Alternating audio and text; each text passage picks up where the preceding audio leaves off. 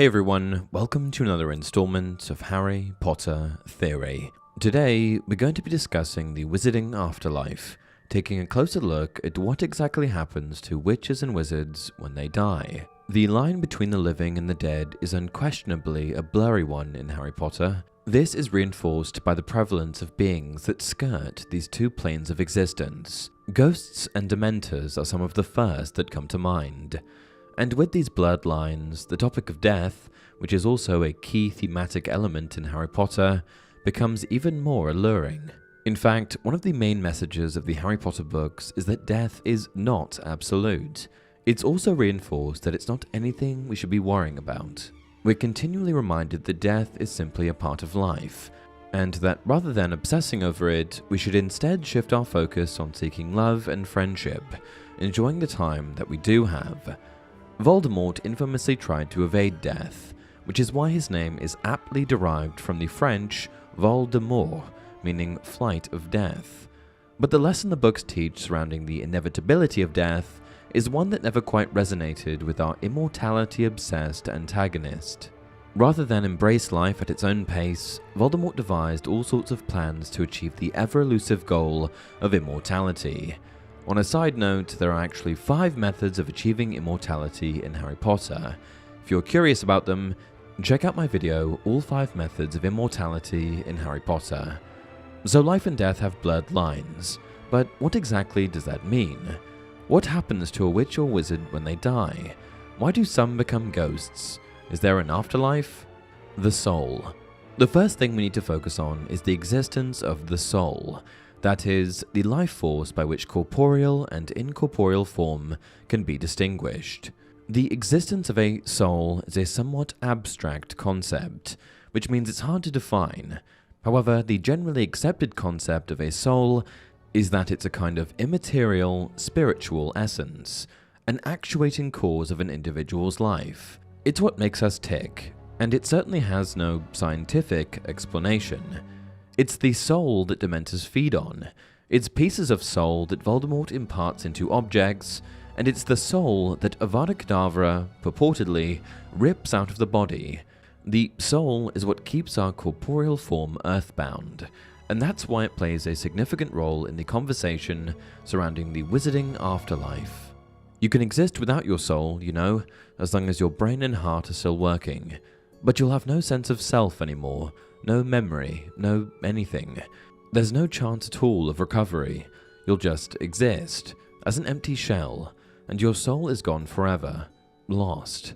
Harry Potter very much perpetuates the idea that ultimately, the physical body is merely a shell, a vessel that merely transports the vital life force within, and because the soul is immaterial, it exists forever.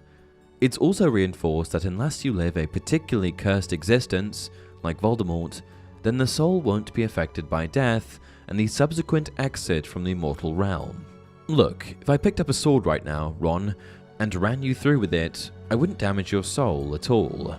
Which would be a real comfort to me, I'm sure, said Ron. Harry laughed. It should be, actually, but my point is that whatever happens to your body, your soul will survive, untouched, said Hermione.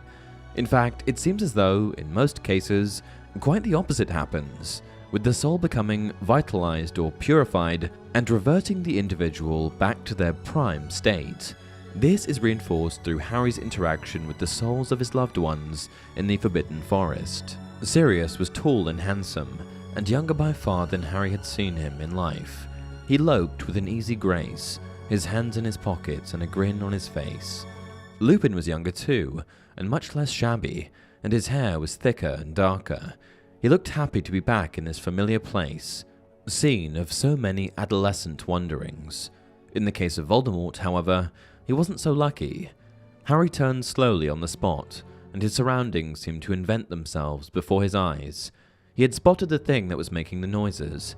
It had the form of a small, naked child, curled on the ground, its skin raw and rough, flayed-looking, and it lay shuddering under a seat where it had been left, unwanted, stuffed out of sight, struggling for breath. Though many interpreted the child on the floor of King's Cross to be representative of the soul fragment expelled from Harry's body, It turns out it was actually representative of the current state of Voldemort's soul.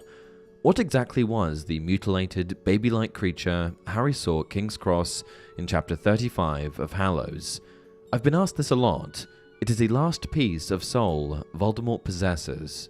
Okay, so you die, and presumably your soul vacates your physical body. What happens next? As it would appear, witches and wizards actually get to choose their fate, deciding between moving on to the afterlife or remaining in the world of the living. However, there is a catch to remaining in the mortal realm. You won't possess any kind of physical form.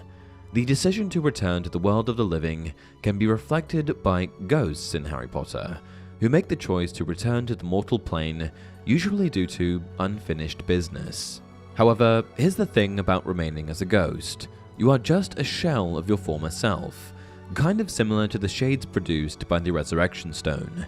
You aren't alive and you aren't dead, which means that you can never truly move on. It's a bit of an empty existence. Per Pottermore, Muggles cannot come back as ghosts, and the wisest witches and wizards choose not to. It is those with unfinished business, whether in the form of fear, guilt, regrets, or overt attachment to the material world, who refuse to move on to the next dimension. Should a ghost choose to remain in the land of the living due to this unfinished business, they should expect a very different existence than what they had during their mortality.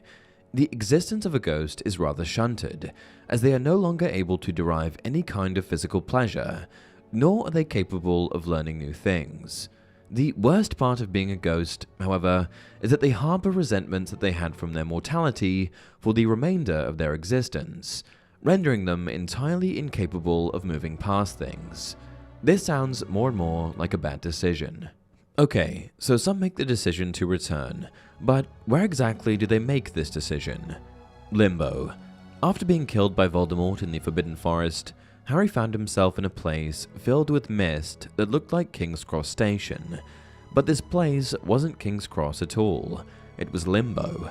Limbo, in many religions, can be described as the border place between heaven and hell, a place where lost souls go before moving on to the afterlife. It's a place where one is neither dead nor alive, a place that's often perceived as a forgotten or ignored place. Many different religions, cultures view Limbo differently. However, one aspect of Limbo is consistent across all of them.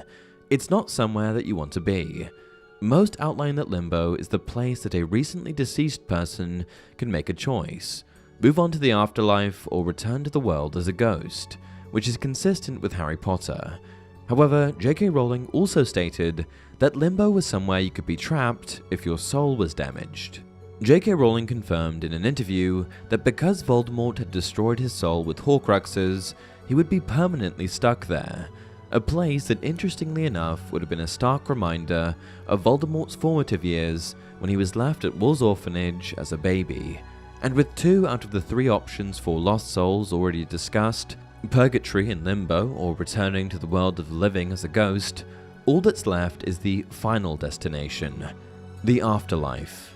When discussing the process of becoming a ghost with Harry, Nearly Headless Nick goes on to state that very few wizards would choose the path he chose, implying that there is some form of life after death, an option other than returning to the mortal realm.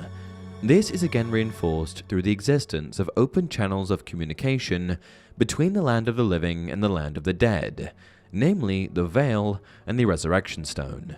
In fact, in the presence of the Veil, which is considered as a sort of gateway between the land of living and dead, Luna, Harry, Ginny, and Neville were all entranced, hearing the voices of their deceased loved ones from beyond. He had the strangest feeling that there was someone standing right behind the Veil on the other side of the archway. Gripping his wand very tightly, he edged around the dais, but there was nobody there. All that could be seen was the other side of the tattered black veil.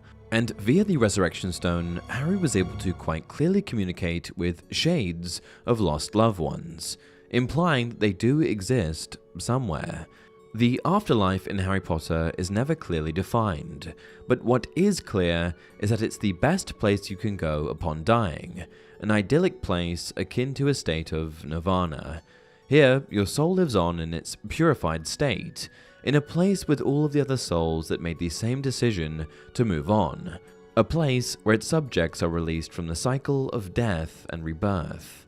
We know that the Wizarding world is aware of the concept of hell, as Neville Longbottom once references it, but if Voldemort's fate is anything to go by, then remaining in Limbo is likely the Wizarding world equivalent. And that's it for this video.